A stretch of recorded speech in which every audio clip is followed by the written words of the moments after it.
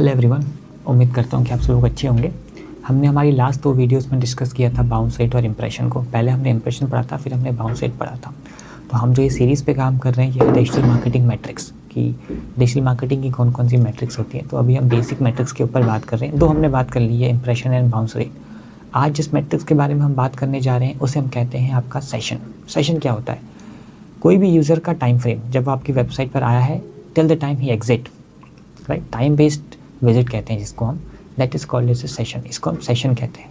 मतलब कि suppose 1 o'clock पे मैं आपकी वेबसाइट पे गया एंड 1:25 पे बाहर आ गया, तो 25 मिनट्स तक मैं आपकी वेबसाइट पर था, that is called as session. तो 25 मिनट्स जो मैंने आपने यूटिलाइज़ किए हैं आपकी वेबसाइट के ऊपर, it will be called in terms of a metrics as session. उसे हम सेशन कहेंगे।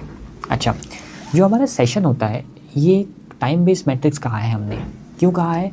क्योंकि बाय डिफ़ॉल्ट हमारे जो सेशन डिफाइन होते हैं that is for 30 minutes.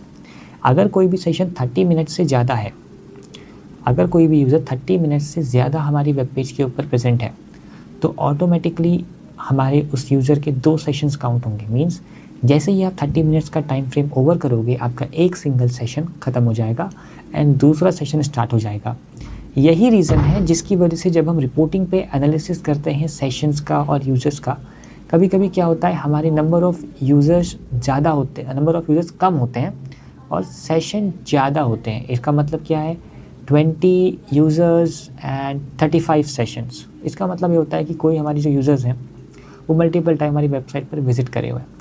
Okay, अब बात करते हैं कि जो हमारा ये टाइम फ्रेम है सेशन, इसका एक्चुअली सिग्निफिकेंस कहाँ पर होता है कि यूज़ कहाँ पर करते हैं हम इसको अपनी मार्केटिंग्स के अंदर। जब हम ऑनलाइन मार्केटिंग में बात करते हैं तो हमारा सेशन हमारे लिए बहुत इंपॉर्टेंट कुछ पैरामीटर्स में से एक है। कैसे? सबसे पहले जब हम अपने कैंपेन्स रन करते हैं तो सेशंस काम करता है as are return on investment, जैसे हम ROI कहते हैं उसकी मैट्रिक्स में, उसके कैलकुलेशन मैट्रिक्स का।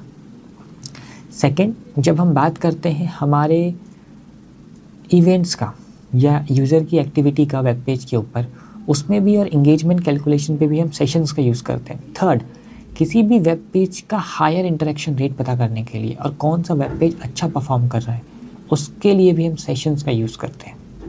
क्लियर?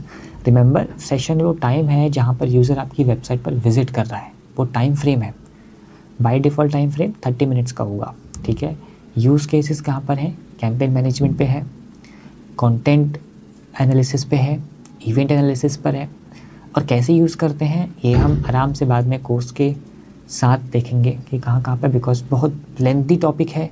ये सिंगल मैट्रिक्स ही अलग अलग तरीके से यूटिलाइज़ की जाती है जब हम कैंपेन पे काम करते हैं, जब हम मार्केटिंग कैंपेन्स पे काम करते हैं। पर सिर्फ मार्केटिंग कैंपेन्स नहीं, जब हम वेबसाइट डेवलपमेंट करते हैं, डेवलपर्स के साथ काम करते हैं, या हम लोग हमारे यूज़र के इंटरेक्शंस के लिए भी चीज़ें देखते हैं, या हमें पता करना होता है कि कौन से यूज़र कौन से वेब पेज पर है और क्यों है। हो सकता है किसी वेब पेज का स्ट्रक्चर बहुत अच्छा है जो यूज़र को ईजी और फील में लग रहा है, तो ये कुछ इन्फॉर्मेशन आउटपुट भी हमें एक सेशन देता है। ओके, आई होप आप लोगों के लिए क्लियर हो चुका होगा। अगर आपको किसी भी तरह का कन्फ्यूजन है, try to reach out to me, मुझ पे कॉन्टैक्ट करने की कोशिश करो from my website. Okay, thank you and have a great day.